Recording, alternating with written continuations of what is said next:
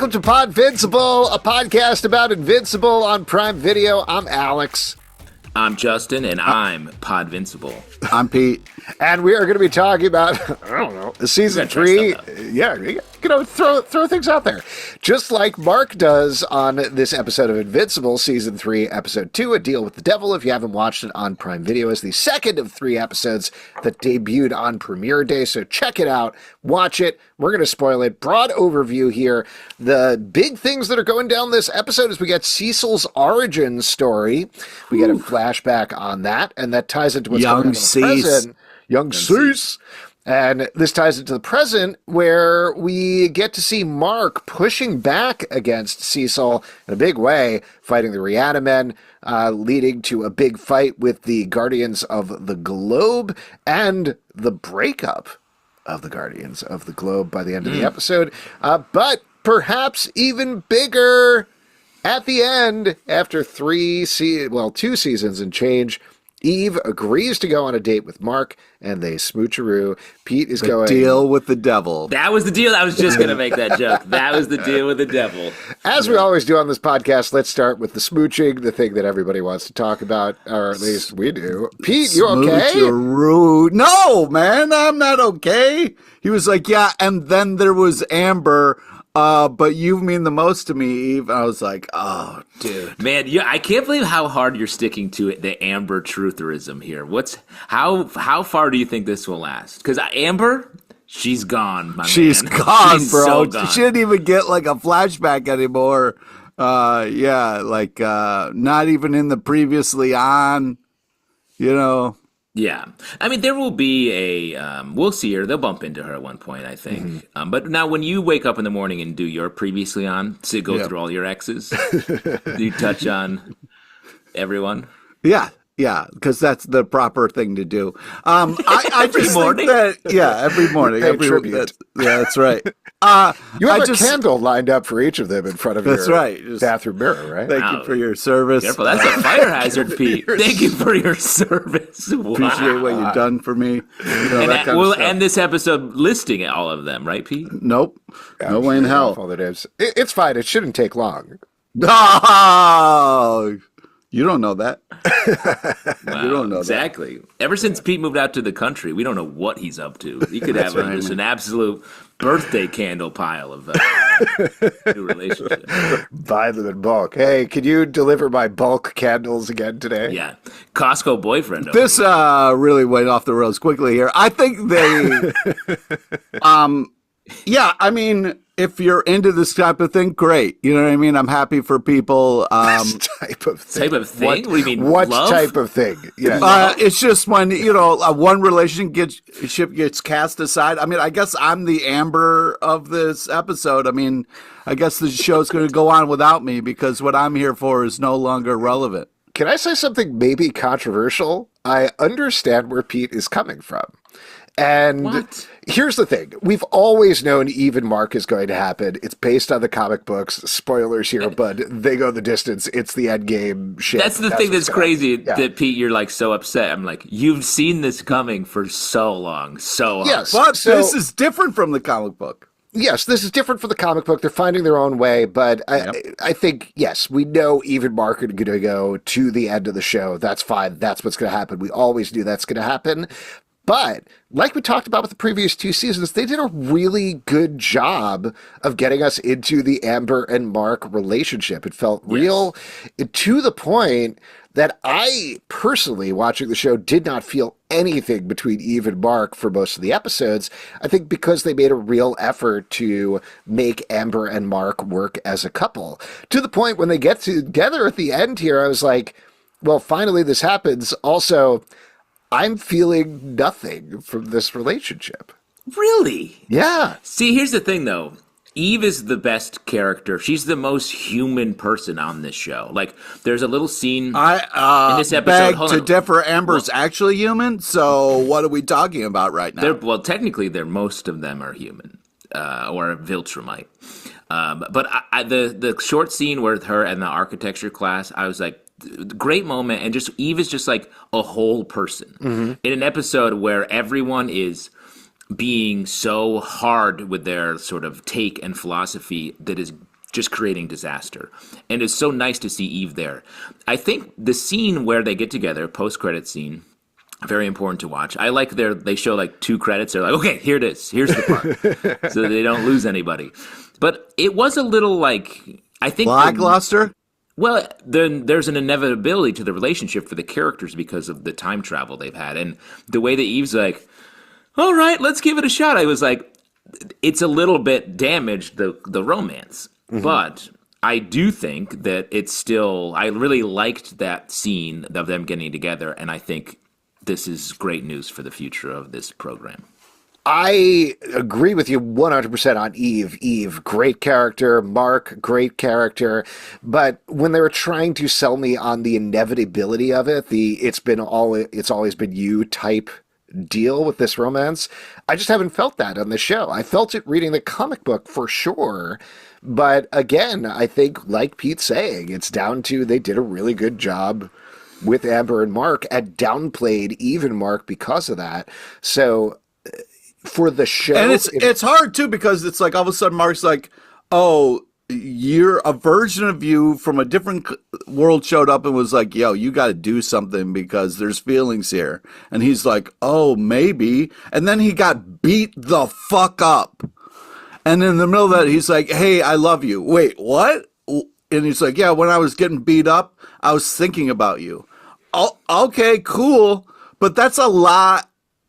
Like, is that romantic? Is that a romantic thing to say? Well, I mean, that's what he said. And then they're like, oh, I guess we're dating now. Yes, we are. We should kiss. That's he should have waited like a second for his little gross butt bruises to heal a little bit. I agree with that. I did not like the amount of swelling. Well, they slowly went down, so it was less butt on face, but it was still, butt on face. Yes. The thing is, though, what you're saying is true. They have downplayed the inevitability of their relationship, but I think that makes for a better story. And the fact that we are like still coming in, we're coming in, and like you guys are dubious about this a little bit. Pete's downright anti-Eve, so like I feel like that's actually a good thing for storytelling. What are you, God? Yeah, we're the Doobie Brothers. What are you? Huh? I'm the snake. We're saying and I'm opposite like, things. Bite this apple, dude. Bite this apple, my man. Yeah, I mean, they're going to sell us in, on. like, for the life of the show, it is going to be Mark and Eve, so that's absolutely fine. But, yeah, I think it's interesting to me to look at the difference in terms of how it feels watching the show versus the comics, particularly because, like, I've been reading a bunch of different Reddit threads and posts from people being like, hey, I watched the show, should I read the comics or vice versa? And my answer, beyond, being a tag for comic books, of course, is like, yes, they're actually different. Like, they're going to make you feel different. Even if you think you know the story, it happens in a different way and it's executed in a different way. The pacing is different. So mostly I want to have an emotional response for Eve and Mark. I didn't, but I think as an intellectual response, it's interesting. Well, that's what when I'm watching a romance, I love being intellectual about it. And being like, that's there is no romance here, bro. That's tongues touching. We don't feel any heat yet, is my point. This has been I'm not talking about you. I'm talking about the show. I'm saying you don't feel any heat, and I'm telling you, I thought their kiss was nice. Well, it was nice. 2 people on a bridge. That's very romantic. But it was like, or it's the plot of It's a Wonderful Life, which is not romantic. I wasn't feeling anything. My point is that hopefully the romance will come. But to Alex's point, like so far there hasn't been much. So I'm excited for maybe something. But what's nice to get to Zalbatron's point is if you read the comic books, what's nice is you have this kind of base for where the story could go. And what's interesting is to see the different choices that this show makes. And I do feel like it's an evolution of the story, which is nice. We're getting a real cool version of the story that we've originally read in the comics. What's best about it, Pete, is I think now Amber's single and you can light a little candle for her in your thing. You don't think I won't?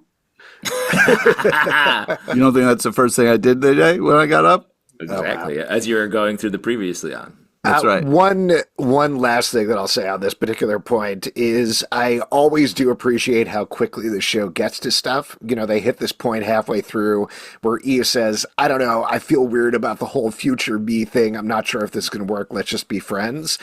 They could have had any other show could have had that go on for episodes or the entire season. The fact that by the end of the episode, post credits, they're like, nope, going forward, let's move past this plot point. I like that a lot. Agreed. And let me say, no one who watches this show thinks it does not go hard as fuck. This episode, I thought was a great episode, one of the best of the whole series. Ooh, but man, take it easy, bridge lover. Was it a dark story from top to bottom, except for the romantic moment and a couple other things. But I thought it was really well told. Wait, so just to hear what you said it was a great episode except for the post-credit sequence is what you just said. No, I said it's a great episode, a very dark episode, except the post-credit was not dark. It was bright and about love. It was lightly romantic. I have a feeling that Pete still only heard part of what you said, but I think that is a nice segue to talk about the bulk of the episode, because I agree with you. You know, we talked a little bit about with the premiere how here's a lot of stuff. Just things are happening in the world of Invincible. And this one, it really focused in thanks to the dichotomy of the Cecil flashback where he's saying, I don't want Cecil. Yeah, young Zeus. I actually call him Stead Boy rather than Stead Man. Oh, okay. Ooh, got it. I mean, let's talk about that sick mullet, dude. Hold on. Let me just finish what I'm saying, just to set this up before we start jumping all over the place again. The dichotomy of having young Cecil say, no, I will never use these bad guys. How dare you? I can't use this, to eventually coming around it, contrasting with Mark, who we talked about last episode, maybe is kind of in the wrong here, potentially, at least the way that the show is showing it. It gives it this really interesting moral and philosophical bent, as well as an ethical bent, that spills over in a big way into the Guardians of the Globe. There is still a lot of things going on in the margins, including the Eve Mark thing, but that focus of the episode was really nice and really fascinating to watch. Yeah. Okay. A couple things you said there. First off, I do think it was a great young Cease ep. Like, it was great to see. And what was interesting is they kind of led us to believe, because young Cease is going through exactly what Mark goes through. Like, to the point where young Cease murdered those two, I'm saying Nazis, that power couple that kind of seemed like maybe they were. Yes, the order of the Free Fist. Yeah, the Free Fisters, whatever. The point is that. Would you take that, by the way, if somebody offered it? No, good. Thank you. Thank you for bringing that up. I was hoping we could move right past that, but I guess not. We haven't matured that much. No. My point is... it's earlier in this podcast. Yeah, I was going to say, and if anything, we're going backwards on a maturity scale. Oh, man.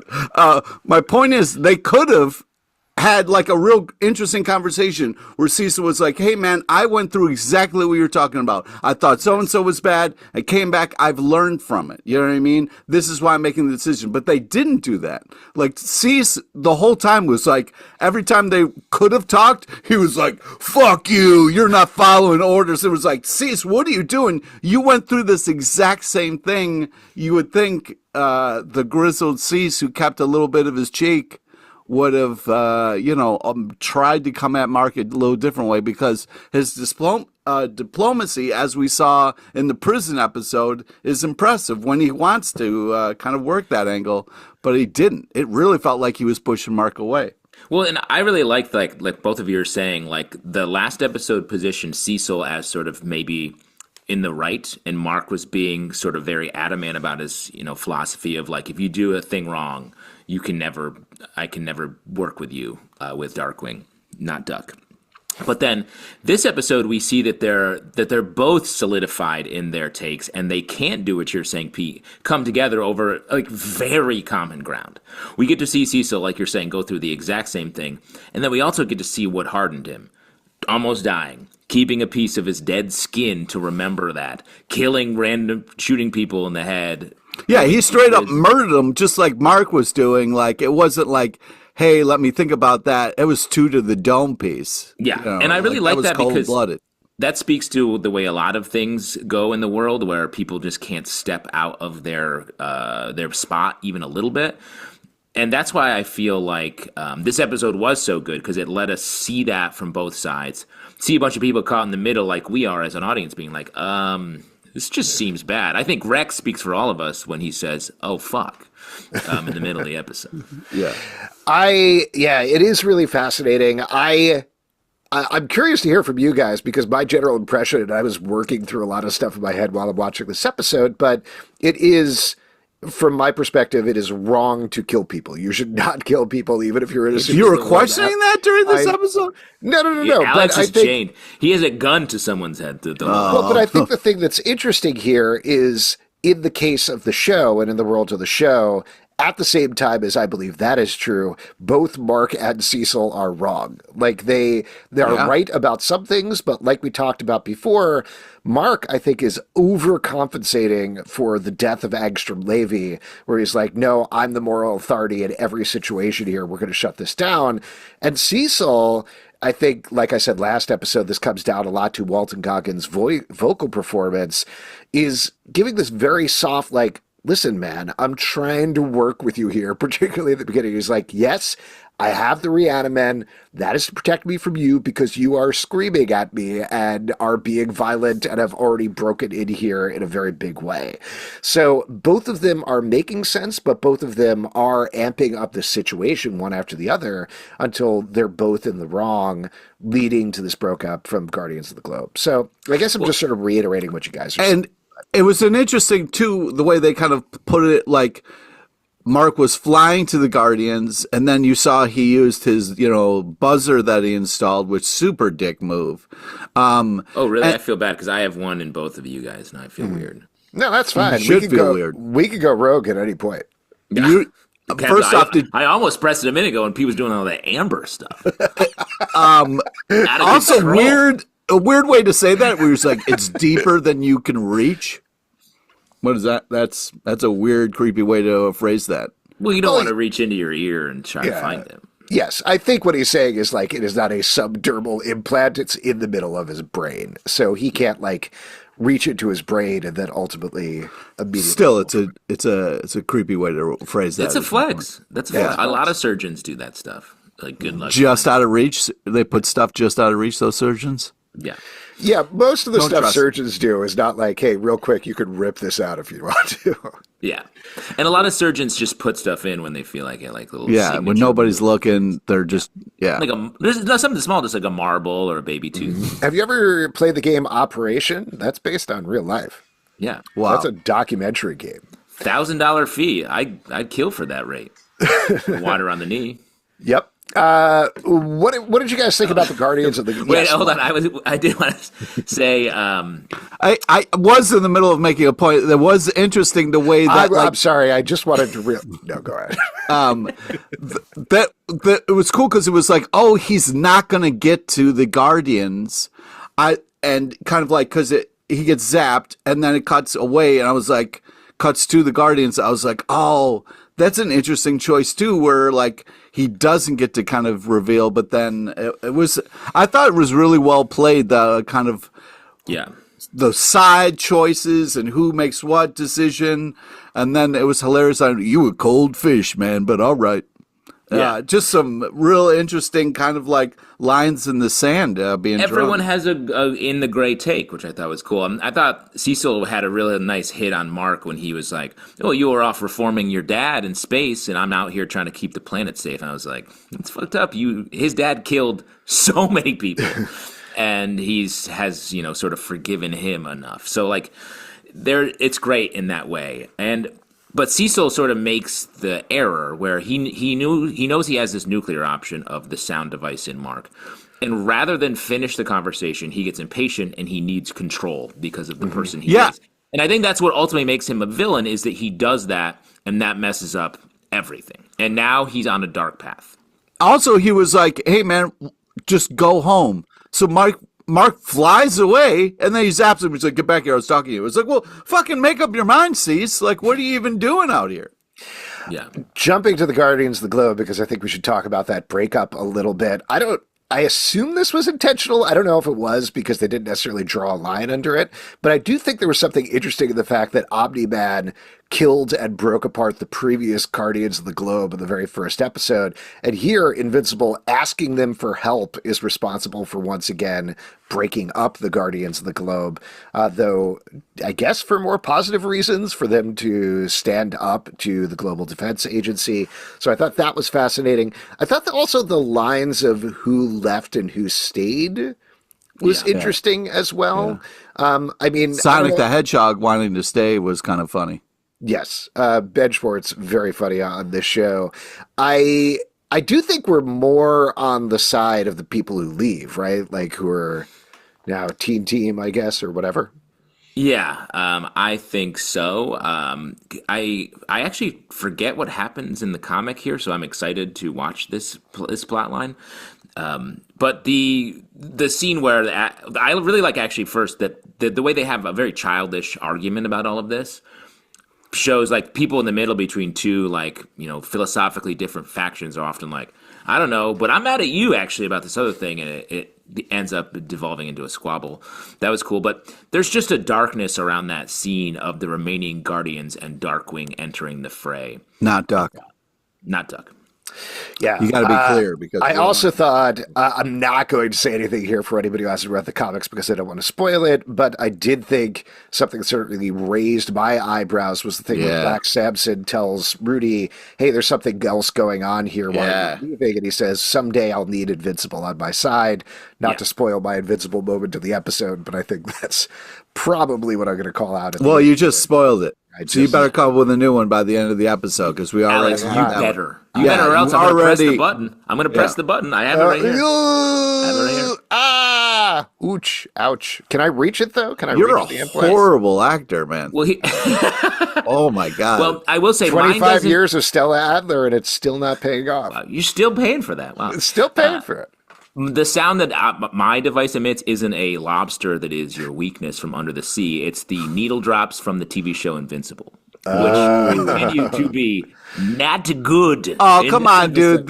Not the guy playing was kind of fun. I wrote down that was kind of a fun moment. Not the guy. These needle drops just don't work, and I feel like maybe it's part of the story. Maybe they come from a dimension where no. You don't understand what's happening. Is somebody's watching the show and then hitting play when the cool stuff happens? They're like, edit. You know what I mean? And that's what I think is the a bad old school method of it. It reminds me of what I used to do back in the day. You know? Well, you saying there's a person watching me watch this and like, all right, hit it. Yeah. What do we think about Debbie goes on a date? That seems that was just such a random thing in the middle of all this madness. It's like, and also, right. That was very last episode to me. Very like just the way they are in the comic books. Like, and here's a page of Debbie goes on a date with Paul. Do you remember that plot line? No. Nope. We go. And it was also not. I didn't feel like it connected much to anything else going on or thematically or anything. It was just like, this just happened. It's just like something to check off on your bingo. I'd be really fascinated to sit inside the Invincible writer's room and just know how they work it. Because, like, you know, we've said incessantly, the comic book is very much like, we're just checking in on 5 things this issue. See you next time. And that's cool. We love the comic book. But you usually don't do that in a TV show. Like, just imagining this note card of Debbie and Paul go on a date and being like, yeah, sure, just throw that in the middle of the Guardians of the Globe. Put it in there. Why not? Post credit, post credit, drop it. Yeah. Just insert it in next episodes previously on without showing it. We'll be like, sure. Yeah, that happened, Fine. I guess. But guys, I can't believe we haven't talked to one of the most Titanic moments. Donald and Cecil shaking hands for the first time. Pete, Huge. That's the romance you've been missing. That's the chemistry I feel like maybe lit you up. Light a candle on your friendship. You're talking about the first time Cease met Mark's dad? We know that's all. It's Donald. The Donald, yes. Yes, he shakes hands multiple times in the episode. Yeah. Yeah, the original Donald. We got to see the OG Donald before he was murdered. I love a full-fledged Donald. Oh, yeah, a fleshy Donald? Oh, this is my Donald. So new, so fresh. Hashtag full-fledged Donald. That's shout out there. Let's get real. That was adorable. That was kind of it did warm the cockles of my heart. Excuse me? What? It warmed the cockles of his heart. Yeah. Okay. That's the same. Expression. Yeah, no, I know. It's What's just, your deal? What's your problem? I love it. Don't I make thought me you were press classically this. trained. Don't make me press this, Justin. Well, you have something in me? Yeah, and it does actually play stuff from A Lobster Under the Sea, except it's a crab under the sea, and his name is Sebastian. Oh, wait, under does he? Under the sea. Wow. Seaweed's always greener. That's all the hints I'm going to give you about what happens when I press that button. Kiss the girl. That's what I said to Mark. Just talking about the flashback stuff real quick, I did think that was really nice. The fight at the beginning, like we sort of touched on, was so gross but great in the way that So only Invincible could intense. do. That was excellent because legitimately I was like, I don't know what's going to happen second to second in this scene. Yeah. I thought that was so well done. And yeah, all the stuff in the jail was really good as well. Like cutting to, wow, not only did he figuratively clean up the jail, but he literally has a guy sweeping up the jail in there. How did he do that? It is funny. They're like, 3 years. I can't tell you what I did. I was like, Yeah. how did you get these criminal psychopaths to start doing spray paint? Also, that giant in your cell, like how the fuck did you get that? I don't know. Good Yeah, friends. I don't know. We shared a small cell on a cruise ship once, Pete, and it could have gone either way. I also really like the moment towards the end of the episode. We mentioned him meeting Omni-Man, and we get to see the first arrival of Omni-Man on Earth. He's fighting a monster.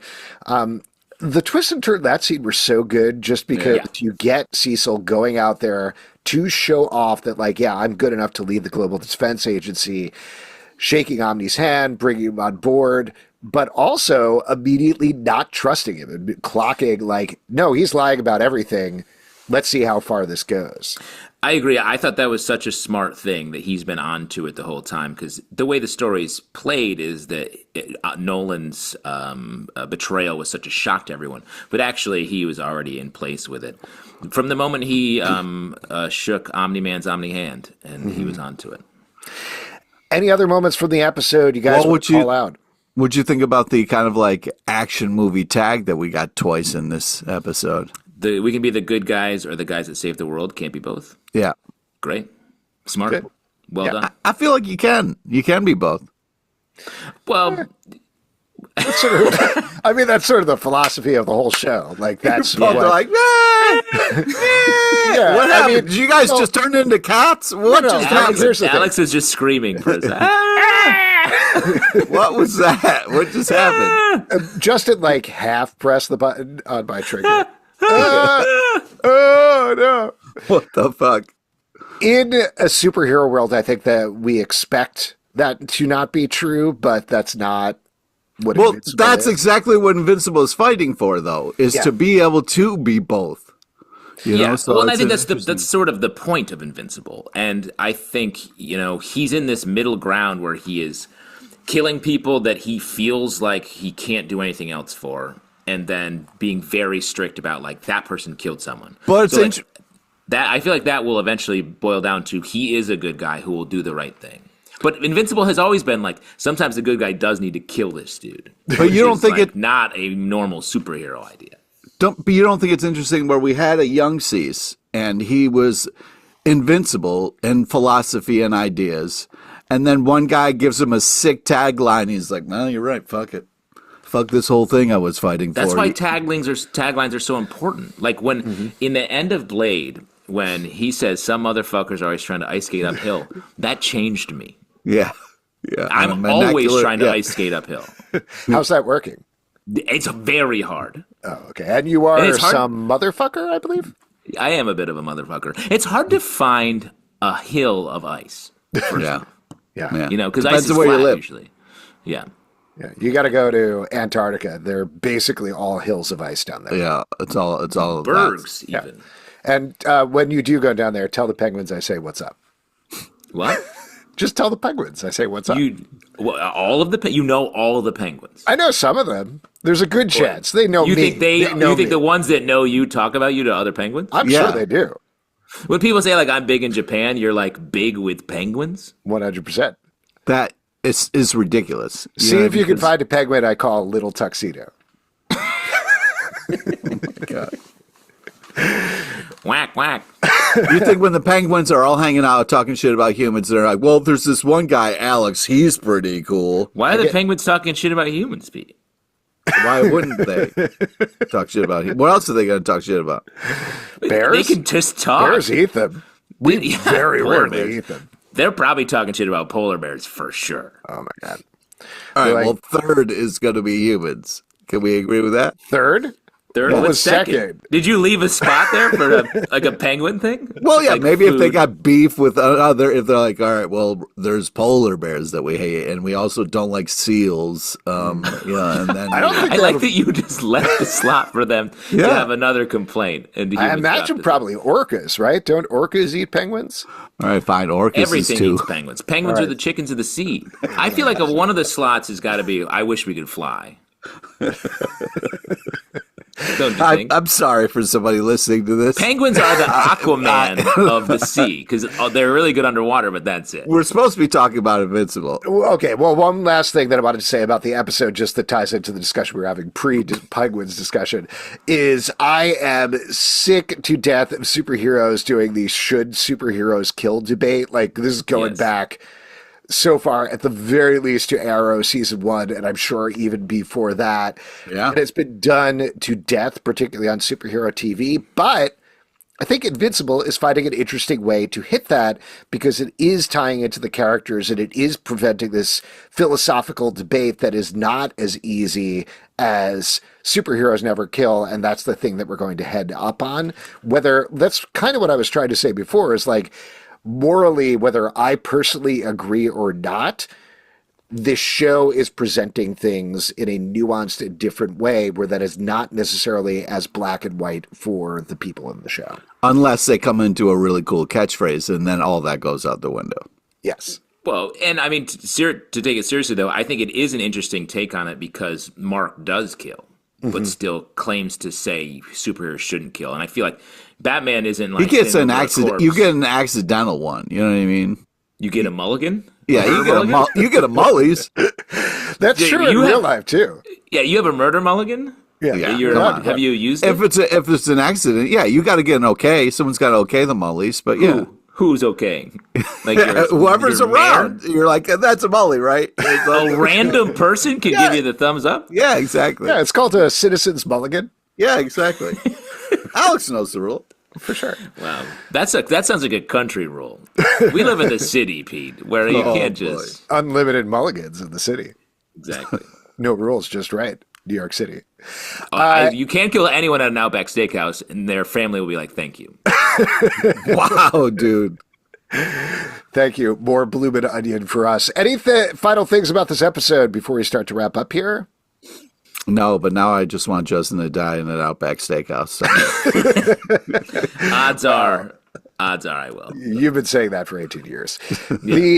Why don't we talk about our invincible moment of the episode? I already said mine, and I'm sorry, Pete. I'm sticking with it. Oh, boo. Yeah, You had the whole Robot episode. saying he needs Invincible for something later is definitely a big thing to keep your eye on going forward. Justin, what about you? What's your Invincible moment of the episode? The kiss, the Adam Eve. It was after architecture credits. That class, barely counts. It counts big time. I think they're going to follow up on it in the main episode, probably in number 3, coming soon. Right now, I thought that was really, really well handled. I like the way they didn't make it hyper romantic, given the circumstances. They played it as they should have. Great moment. Looking forward to more kissing. I think that the invincible moment was the family meeting where we kind of had to tell Oliver to stop flying and put his feet on the ground and keep it cool for a little bit because, as we know from the comics, Oliver is a big kind of chess piece on the board, and where he goes and what happens with him is going to be huge. Yeah, we really didn't talk about him at all, so thanks for bringing that up, Pete. And if you would like to support this podcast and all the podcasts we do, patreon.com/Comic Book Club. Also, we do a live show every Tuesday night at 7 p.m. to Facebook and YouTube. Come hang out. We would love to chat with you about Invincible, Apple, Spotify, Android, or the app of your choice to subscribe and follow the show. comicbookclublive.com for this podcast and many more. Until next time, stay invincible. Pete, before you list all of your ex-girlfriends, just real quick, no one's hitting the Full Flesh Donald hashtag. So if you guys would just Oh jump yeah, on no, it. no, I'll get on it. I'll just press this button here on my. Oh no! There you see her sitting there across the way.